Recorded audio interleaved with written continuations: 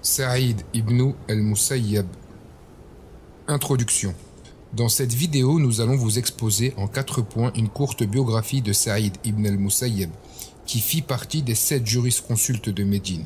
Premier point, son nom et sa naissance. Il s'appelait Saïd ibn al-Musayyab ibn Azm. Il appartenait au clan des Marzoum de la tribu Koraïchite. Il naquit en l'an 13 de l'Hégire, ce qui correspond selon le calendrier grégorien à l'année 634. Son père ainsi que son grand-père, qu'Allah les agrée, étaient des compagnons. D'ailleurs, le prophète, que l'éloge d'Allah et la paix soient sur lui, interrogea un jour son grand-père. « Comment vous vous appelez ?» Il répondit « Azm », ce qui signifie rude. Le messager d'Allah a alors voulu songer son prénom. Il lui dit « Tu es Sahl », ce qui signifie souple. Mais il refusa et dit « Je ne change pas un prénom que mon père m'a attribué ».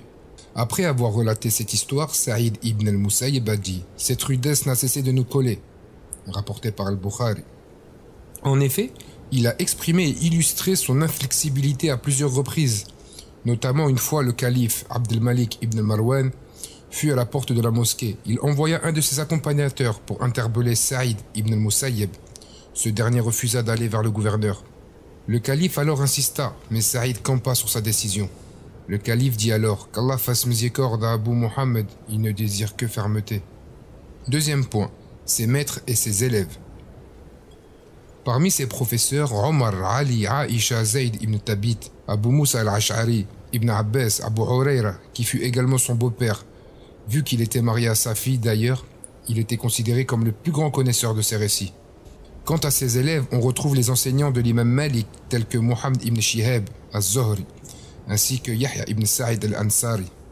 En effet, Saïd ibn al-Musayyab participa considérablement à fixer les fondements théologiques de ce qui allait devenir plus tard l'école malikite. Il y a parmi ses disciples également un individu du nom de Kathir ibn Mutalib ibn Abu Wada' qui fut aussi son beau-fils.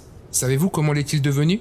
Ibn Abu Wada' nous raconte: Je fus éloigné quelque temps des assises de sciences. Saïd ibn al-Musayyab s'inquiéta de mon absence, et quand je repris les cours, il m'interrogea. « Où étais-tu » Je répondis, j'étais occupé par le décès de mon épouse. Il me dit, pourquoi tu nous as pas prévenus afin d'y assister? Puis il me questionna à nouveau, as-tu trouvé une nouvelle femme? Je répliquai, qu'Allah vous fasse miséricorde, qui m'acceptera?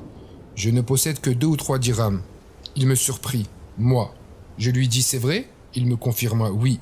À la fin, il se maria avec sa fille. Son professeur lui offrit même 20 000 dirhams pour subvenir à leurs besoins. 2 leçons que nous pouvons tirer de cette histoire. Premièrement, l'enseignant doit se préoccuper de tous les étudiants, repérer les absents, essayer de connaître les raisons de leur écart. À l'instar de cela, il lui incombe de savoir s'ils ont compris et saisi les cours. Deuxièmement, la communauté doit faciliter, trouver des solutions pour marier ceux qui ont des difficultés financières. Troisième point, son rang parmi les savants. Saïd ibn al-Musayyab fut toujours considéré comme un grand érudit. D'ailleurs, énormément de savants ont loué son savoir, ainsi que sa piété. On rapporta qu'Ibn Omar, qu'Allah l'agrée, dit à son égard « Par Allah, il fait partie des mouftis. » Qataba disait « Je n'ai pas vu plus instruit que Saïd ibn al-Musayyab. » Cette attestation est confirmée par d'autres savants, tels que Az-Zuhri et Makhour. Ali ibn al-Madini disait « Je ne connais pas parmi les tabi'in, c'est-à-dire la génération qui a succédé aux compagnons, quelqu'un qui a plus de science que Saïd ibn al-Musayyab. Pour moi, il est le plus majestueux de cette génération. » Quant à sa piété, selon son esclave qui l'avait affranchi, Bird, on n'a jamais effectué durant 40 ans l'appel à la prière sans que Saïd ibn al-Musayyab ne soit présent dans la mosquée. Yazid ibn Hazim relata que Saïd ibn al-Musayyab ne cessait de jeûner. Il avait aussi tellement de l'estime pour le messager d'Allah, que l'éloge d'Allah et la paix soient sur lui, qu'un jour, un individu l'interrogea au sujet d'une parole prophétique. Alors, bien que malade, il se leva de son lit, s'assit pour lui réciter le hadith. L'homme lui dit « J'aurais préféré que vous ne vous fatiguiez pas pour moi. » Il répondit, « Je déteste vous parler du messager d'Allah, que l'éloge d'Allah et la paix soient sur lui, en étant allongé. Posons-nous sincèrement certaines questions. Combien de prières par jour prions-nous dans la mosquée? Combien de jours jeûnons-nous en dehors du mois du Ramadan? Quel est le degré de notre amour envers le messager d'Allah, que l'éloge d'Allah et la paix soient sur lui? Connaissons-nous sa biographie? L'avons-nous pris pour modèle? Avons-nous suivi ses ordres? Quatrième point, sa maladie et sa mort. Saïd ibn al-Musayyab, comme nous l'avons souligné, était connu par sa piété, et ceci a duré jusqu'à sa mort. Son élève, Abdurrahman ibn Harmalaji, J'entrai chez Saïd ibn al-Musayyib lorsqu'il était très malade. Il priait allongé, en inclinant sa tête. Je l'entendis réciter, par le soleil et par sa clarté, Sourate 91, verset 1.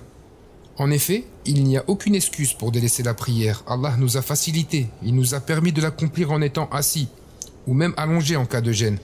Chers frères, chères sœurs, notre religion, c'est la religion de la souplesse et non de la difficulté. Revenons à la maladie de notre savant. Abdurrahman ibn al-Khalid al-Marzoumi rapporta: quand les douleurs que ressentait Saïd ibn al-Musayyib s'accentuèrent, Nafi ibn Jubayr lui rendit visite. Soudain, notre jurisconsulte s'évanouit, alors Nafi ordonna de l'orienter vers la Qibla. Et quand il se réveilla, il interrogea les gens autour de lui. « Est-ce Nafi qui vous a ordonné de diriger mon lit en direction de la Qibla ?» Nafi répondit: « Oui, c'est moi. » Saïd lui dit alors: « Si je ne me suis pas orienté tout au long de ma vie en direction de la Qibla et que je n'ai pas suivi la religion, par Allah, votre geste n'aurait aucun intérêt. » Nous déduisons de cette anecdote que l'important et l'essentiel sont les bonnes œuvres que nous avons accomplies dans ce bas monde. Saïd décéda l'an 94 de l'Hégire, ce qui correspond à l'année 713 selon le calendrier grégorien. Ainsi s'achève la vie de Saïd ibn al-Musayyib. Je vous donne rendez-vous dans une prochaine séquence vidéo pour une autre biographie d'un grand érudit qui faisait également partie des 7 jurisconsultes de Médine.